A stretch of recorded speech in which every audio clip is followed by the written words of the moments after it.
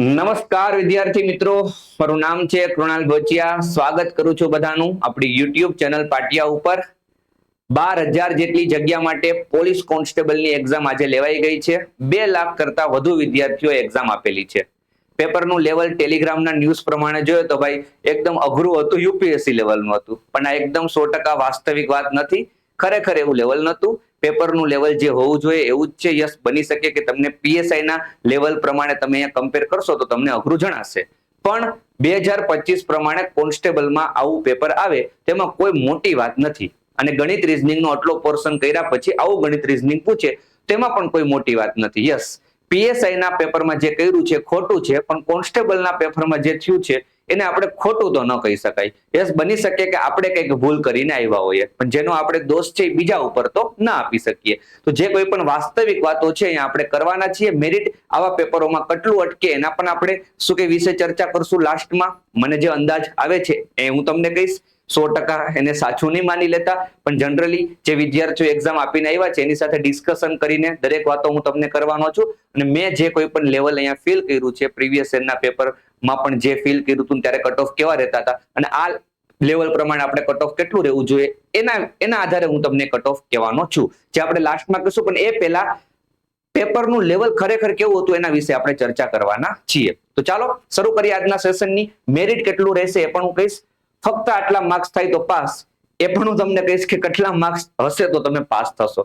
શરૂઆત કરતા પહેલા ચેનલને સબસ્ક્રાઇબ ન કરી હોય તો કરી દેજો ને આપણી એપ્લિકેશન પણ ડાઉનલોડ કરી શકો છો, જેમાં તમને ગણિત રીઝનિંગના કોર્સ મળી જશે. ગણિત રીઝનિંગના કોર્સ એક વખત પાટિયામાંથી તમે ભણો, તમને આ લેવલના પેપર બિલકુલ અઘરા નહીં લાગે. પાટિયાના કોઈ વિદ્યાર્થીએ પેપર આપ્યું હોય તો એમને પૂછો કે ભાઈ ગણિત રીઝનિંગમાં તારા કેટલા માર્ક્સ છે, તમે જોઈ લેજો કેટલા માર્ક્સ કે છે. કેમ કે પેપર અઘરું નહોતું, તમારો અપ્રોચ કદાચ રોંગ હોઈ શકે. રાઈટ અપ્રોચ થી પ્રશ્ન સોલ્વ કર્યા હોત તો પેપર બહુ ઈઝી હતું મેથ્સ રીઝનિંગનું. 30 માર્ક્સ તો રમતા રમતા આવત.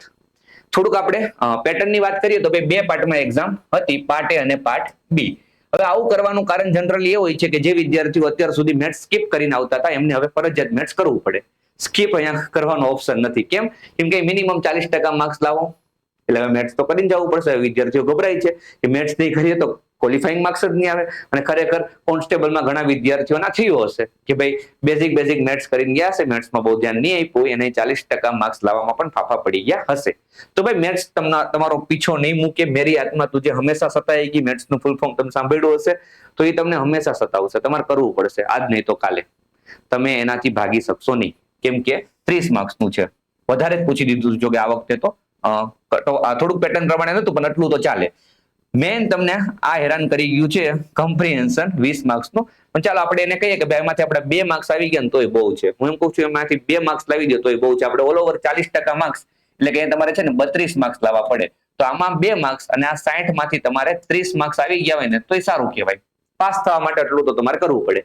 થોડી જીએસ ની વાત કરીએ તો અહીંયા પણ તમારે 40%, જો કે અહીંયા તો સારો સ્કોર થયો હશે કેમ કે બંધારણ એકદમ ઈઝી લેવલના ક્વેશ્ચન હતા. 30 માંથી આરામથી 25+ વિદ્યાર્થીઓ કરીને આવ્યા છે. અને ઓલ ઓવર હું હિસ્ટ્રી, કલ્ચર, જીઓગ્રાફીની પણ વાત કરું તો એ મીડિયમ કહેવાય ક્વેશ્ચનો. બરાબર, કોઈ એવો ક્વેશ્ચન હતો કે જે એકદમ ટફ હતો. કદાચ એકાદા બે હોય તો આપણે એને ઇગ્નોર કરીએ, એકદમ ડિટેલમાં એમાં નથી પડતા. પણ મોટી વાત કરું તો ભાઈ 120 માંથી અહીંયા 60 થી 70 ની વચ્ચે માર્ક્સ તો હોવા જ જોઈએ. 60+ માર્ક્સ તો તમારા હોવા જ જોઈએ, કેમ કે એ લેવલનું પેપર હતું. ક્લિયર થાય છે? તો આ બેઝિક માર્ક્સ છે, આટલા તો હોવા જ જોઈએ. આ લેવલના પેપર પ્રમાણે આ માર્ક્સ તો હોવા જ જોઈએ. અહીંયા મેં એકદમ ક્વોલિફાઈંગ માર્ક્સ રાખ્યા છે, પણ હું એમ કહું છું કે અહીંથી જ સ્કોર થાય એમ હતો. અહીંથી જ સ્કોર થાય એવું હતું. જેના અહીંથી વધારે માર્ક્સ આવ્યા, જેમને આ 60 માંથી સારો સ્કોર કર્યો, જે આ 60 માંથી 40 થી 50 માર્ક્સ લાવ્યા ને એ બી નથિયારી બનશે. તમે જોજો, ફાઇનલ વાત છે. મેથ્સ રીઝનિંગ તમને બી નથિયારી પોલીસ બનાવશે, તમે જોઈ લેજો. હવે મેથ્સ ને બધા અઘરું કે છે. ખરેખર વાત કરું તો 15 પ્રશ્નો છે ને, 15 પ્રશ્નો મેથ્સના 5-6 મિનિટમાં થઈ જાય એવા હતા. ડેટા ઇન્ટરપ્રિટેશનના 15 પ્રશ્નની વાત કરું છું. આ થોડુંક નવું પૂછ્યું છે, એની ઉપર આપણે પછી આવીએ. પણ 15 પ્રશ્નની આપણે વાત કરીએ. 15 પ્રશ્નની આ 5 પ્રશ્નો તમે જુઓ. હવે આ 5 પ્રશ્ન વિદ્યાર્થીઓ જોશે કે ભાઈ ડેટા જોયો, પછી પેલો ક્વેશ્ચન જોયો કે ભાઈ તમામ શહેરોની તમામ પ્રોડક્ટની કુલ વાર્ષિક આવક કેટલી, અને ગભરાઈ ગયા પેલો જ ક્વેશ્ચન જોઈને ગભરાઈ ગયા કે સાહેબ આમાં તો બધાનો સરવાળો કરવાનો ને. એક ફેકલ્ટીનો વિડીયો જોયો મેં હમણાં, એને એવું કીધું કે આમાં ઈ કરજે ભાઈ, હું આવું તો આમાં ઈ કરી દઉં. ભાઈ એવા જ ફેકલ્ટીઓ પાસે તમે ભણતા હો તો તમે પણ આમાં ઈ કરીને આવી ગયા હશો. ફટફટ. સ્માર્ટ વિદ્યાર્થી શું કરે? પાટિયાનો કોઈ વિદ્યાર્થી હશે એને શું કર્યું હશે? એને સ્કીપ કર્યો હશે ક્વેશ્ચન. આગે બઢતે હે, થઈ જશે. બીજો ક્વેશ્ચન આવ્યો, દરેક પ્રોડક્ટની તમામ શહેરોની મળીને કુલ વાર્ષિક આવક કેટલી? એમને ખબર પડી કે આપણે એકાદો સરવાળો કરી લેવાય, કેમ કે એમાં છે ને બધા અલગ અલગ છે. એને શું કર્યું? એનો સરવાળો કરી લીધો. મતલબ એને આ પાર્ટનો સરવાળો કરી લીધો. એને સરવાળો કરતા કઈ વાર ના લાગ્યો, આવ્યો 559. તો એને બધાની હવે સરવાળો મળી ગયો. એનો સરવાળો મળ્યો તો એને બીનોય મળી ગયો, સીનોય મળી ગયો, ડીનોય મળી ગયો. પછી એના બધાનો સરવાળો કરી લીધો. એને આનો જવાબ મળી ગયો પેલા ક્વેશ્ચનનો. હજી પેલા ઈ વાળા હતા એ ક્યાં ગયા? એને ઈ નું મીંડું કરી દીધું છે, એ લટકશે હવે. પેલા આ કરી લીધો ક્વેશ્ચન, આ કરી લીધો, 2 માર્ક્સ આવી ગયા એના આરામથી. ખાલી એક સરવાળો કર્યો એમાં, એટલો સરવાળો કર્યો. સરવાળો ને 1 મિનિટમાં ભલે કર્યો હોય, 2 માર્ક્સ લઈ આવ્યો 1 મિનિટમાં. ઓકે, હવે આવ્યો કે ભાઈ અચ્છા સરેરાશ ફાઇન્ડ કરવાની છે. અહીંયા થોડીક છોડવાની. દરેક પ્રોડક્ટની તમામ શહેરોની વેચાણની સરેરાશ. ઓકે, તો આપણે એનો ટોટલ મારેલો છે, ભાગ્યા 3 કરો. એટલે આ ક્વેશ્ચન થી સીધો તમારો આ ક્વેશ્ચન થઈ ગયો. એમાં એકને જ ભાગ્યા 3 કરવાના હોય, બધાને ના કરવાની. કદાચ એકને કર્યો, મેળ ના આવ્યો તો બીજાને કર્યો. એટલે 1 મિનિટમાં 3 ક્વેશ્ચન થઈ ગયા. હવે એની પાસે 2 ક્વેશ્ચન છે. હવે એને આ ક્વેશ્ચન જોયો, એને ખબર પડી ગઈ કે ભાઈ આપણે અમદાવાદ કે સુરત કે રાજકોટ એકનો ટોટલ કરવો પડશે. તો એને અમદાવાદનો ટોટલ કરી લીધો. અમદાવાદનો ટોટલ કરી લીધો એટલે એને છે જવાબ મળી ગયો આનો. એને આનો જવાબ મળી ગયો, ઓપ્શન એ. કેમ કે 167.75 એકમાં જ છે. એને ટોટલ કર્યો ને તો એટલો મળ્યો. મીન્સ ટોટલ કરીને ભાગ્યા સરેરાશ ફાઇન્ડ કરી લીધી. તો હવે જે સરેરાશ હશે ને તમને આ જવાબ મળી ગયો. તમે જો લાસ્ટ ક્વેશ્ચન, દરેક શહેરોની 4 પ્રોડક્ટના થયેલા કુલ વેચાણને ઉતરતા ક્રમમાં ગોઠવો. તો સરેરાશ પ્રમાણે જ ગોઠવી દો. તો અમદાવાદ સુરત રાજકોટ, અમદાવાદ સુરત રાજકોટ. તો આ ક્વેશ્ચન ઓટોમેટિક થઈ ગયો. તો ચાલો ને 1.5 મિનિટમાં 5 ક્વેશ્ચન કરતો આવ્યો. અને અઘરું કહેવાય આ લેવલ? આ અઘરું પેપર છે હે? શું વાત કરો યાર. બીજો ડીઆઈ નો સેટ તમે જો, કુલ 2000 વિદ્યાર્થી હતા. 2000% તમે કરો એટલે 20. બધાને 20 વડે ગુણો. 200, 300, 600, 400, 500. આ એક ક્વેશ્ચન છે, બધાનો ટોટલ પૂછ્યો છે. આ એક ક્વેશ્ચન છે, જવાબ આવી ગયો પેલાનો.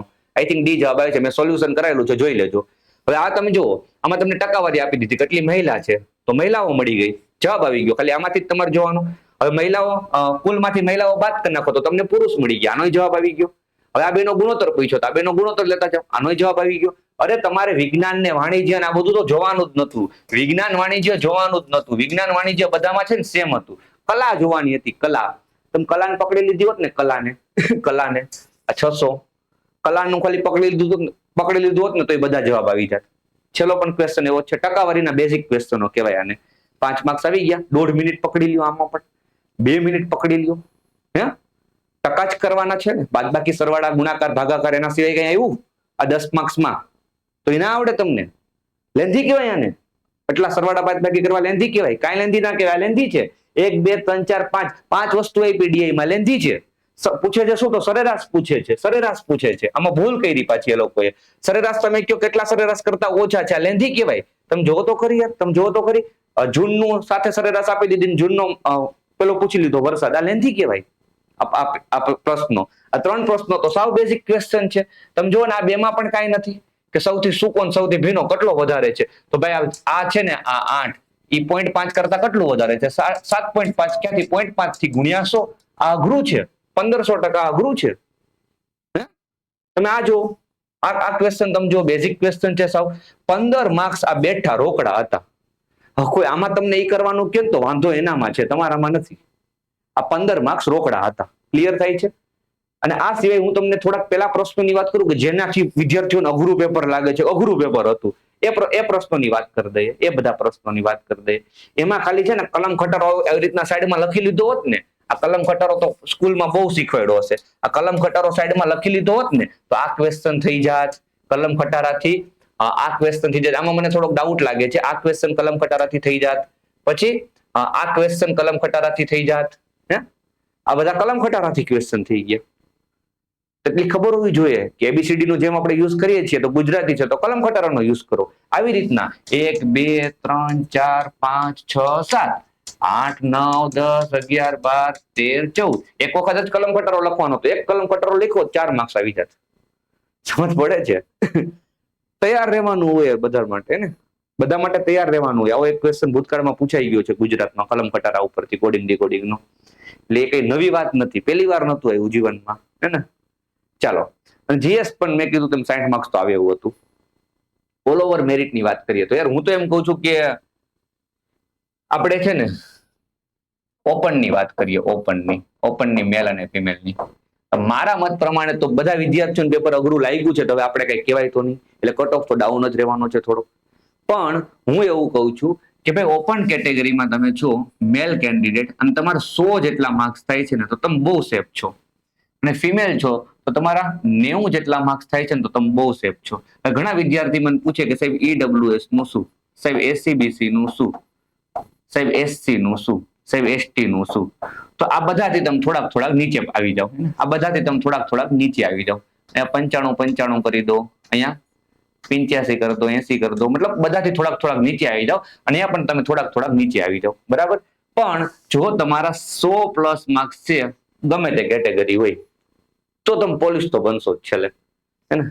વિદ્યાર્થી એમ કહી શકશે મારે બિન હથિયારી જોઈએ છે પર્ટિક્યુલર, તો બિન હથિયારી માટે 120 130 જેવો સ્કોર હોય, 120 130 જેવો સ્કોર હોય ને, તો આવા પેપરમાં 120 130 સ્કોર વાળા વિદ્યાર્થીઓને બિન હથિયારી પણ મળી જશે. કેમ કે જનરલી દરેક વિદ્યાર્થીઓને પેપરનું લેવલ ટફ લાગ્યું છે, એટલા માટે કહું છું. બસ બીજી કોઈ વધારે વાતો નથી કરવાની, ખાલી એટલું કેવું છે કે સાવ એવા વેમમાં નહીં રહેતા કે 70 80 90 કટ ઓફ જશે. ઓપન વાળાને કહું છું, ઓપન નો કટ ઓફ 80 90 જશે ને એવા વેમમાં નહીં રહેતા, 100 તો જવો જોઈએ. આ પેપરનું લેવલ જોતા 100 તો કટ ઓફ જવો જોઈએ. કેમ કે મેં કીધું તે પ્રમાણે કે પેલામાં 60 માર્ક્સ લાવવા વાળા વિદ્યાર્થીઓ હતા અને પાર્ટ એમાં 40 માર્ક્સ લાવવા વાળા વિદ્યાર્થીઓ હતા, છે વિદ્યાર્થીઓ એવા જે 100 માર્ક્સ લાવ્યા હશે. ઓકે, તો અને એવા બહુ બધા વિદ્યાર્થીઓ હશે, એટલે કટ ઓફ 100 સુધી તો જશે જ. ઓકે, ચાલો બસ બીજી કઈ વાત નથી કરવાની. આવતીકાલથી 16 તારીખથી હવે આ દિવસની આપણે વેઇટ કરતા હતા કે જેવું આપણું આ કોન્સ્ટેબલ પતે એટલે આપણે રેવન્યુ તલાટી મૂકીએ. જે વિદ્યાર્થીનો ઓછા માર્ક્સ થાય છે નિરાશ થવાની જરૂર નથી, પ્રોપર પ્લાનિંગ સાથે ઉતરીએ છીએ, રેવન્યુ તલાટીની બેચ લાવીએ છીએ. આવતીકાલે તમને બેચની તમામ માહિતી મળી જશે. પરમ દિવસથી તમારા લેક્ચર શરૂ થઈ જશે. બેચનું નામ છે લેખપાલ બેચ. ફેકલ્ટી ટીમ તમે જોઈ શકો છો, પરેશ ટાપણિયા સર, જે આપણું ગુજરાત પાક્ષિક તમે વાંચતા હશો એમાં એડિટર છે, સીએમ ની સ્પીચ પણ લખતા હોય છે. તે સાહેબ તમને પ્રોપર ગાઈડ કરશે મેન્સમાં કઈ રીતના તમારે જવાબ લખવા, ઇંગ્લિશ ગુજરાતીમાં. નિઃશુલ્ક સેવા આપવાના છે આપણી બેચમાં, તો એમનો પણ તમે લાભ લઈ શકો છો. બાકી ફેકલ્ટી ટીમ તમે જો, હું છું, Mitul sir, Kaushik sir, Ravi sir, સહિત sir, Kamal sir, Vijendra sir, Hitesh sir, Chetan sir, Shivang sir, તમને જે પ્રોપર મેન્સ માટે રેગ્યુલર તમારું આઉટપુટ લેશે, તમારી સાથે રેગ્યુલર કનેક્ટ રહેશે. એક આપણે એવા સ્પેશિયલ વ્યક્તિ રાખ્યા છે કે જે તમને તમારી અણી કાયદા કરે, દરરોજ તમારી પાસે પ્રશ્નો લખાઈને મંગાવ્યા કરે, ચેક કરીને તમને કીધા કરે કે ભાઈ હવે આમ કર. કેમ કે અત્યારથી જ આપણે મેન્સની તૈયારી કરવાની છે. ત્યાં આપણે પ્રિલિમમાં છે ને ખાલી સ્ક્રીનિંગ ટેસ્ટ છે, ક્વોલિફાઈંગ માર્ક્સ લાવવાના છે, એટલે પ્રોપર પ્લાનિંગ સાથે આપણે ઉતરીએ છીએ. આવતીકાલે થોડીક આ બેચની વધારે માહિતી આપી દઈશ, તો આવતીકાલે લેક્ચરમાં આવવાનું નહીં ભૂલતા. આ ફીસ જોઈને ગભરાઈ નહીં જતા, આમાંથી આપણે સ્ટાર્ટિંગમાં પહેલા વીકમાં ડિસ્કાઉન્ટ આપવાના છીએ આપણા વિદ્યાર્થીઓને, દરેક વિદ્યાર્થીઓને. તો સ્ટાર્ટિંગમાં તમને ડિસ્કાઉન્ટ મળશે પહેલા વીકમાં. ઓકે, તો એ આપણે આ સેશન એન્ડ કરીએ છીએ. મળશું આવતીકાલે આ બેચની માહિતી સાથે. ખાસ આવતીકાલે જોડાવાનું નહીં ભૂલતા. ટેલિગ્રામમાં જોડાઈ જજો, પાટિયા એકેડમી લખીને સર્ચ કરશો તો આવી જશે. અને કંઈક ડાઉટ હોય તો અમારો નંબર છે, ત્યાં તમે મને મેસેજ કરી શકો છો. મળશું આવતીકાલે. Thank you so much.